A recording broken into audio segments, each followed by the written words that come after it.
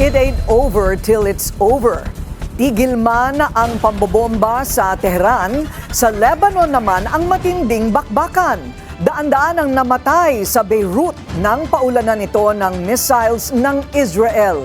Dahil dito pinangangambahang gumuho ang fragile o delikadong truce o tigil putukan sa pagitan ng Amerika at Iran. Yan ang agenda report ni Laika Cuevas.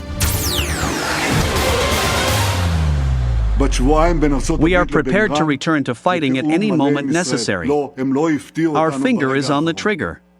Yan ang babala ni Israeli Prime Minister Benjamin Netanyahu sa Tehran. At habang gumugulong ang 2-week ceasefire ng Amerika at Iran, Lebanon muna ang pinupuntirya ng Israel. Pinakawalan nito ang isa sa pinakamalaking strikes laban sa Iran-backed Hezbollah. Patay ang higit 250, higit 1,000 sugatan. The escalation has to stop. I think we all know that there are no military solutions in situations like this.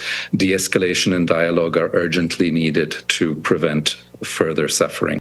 Nanganganib ngayon ang ceasefire dahil nilabag daw ng pag-atake sa Lebanon ng kasunduan. Sagot ng Estados Unidos, I think the Iranians thought that the ceasefire included Lebanon, and it just didn't. We never made that promise. ayon naman kay US President Donald Trump, mananatili ang US forces in and around Iran hanggang maisakatuparan ang ceasefire agreement.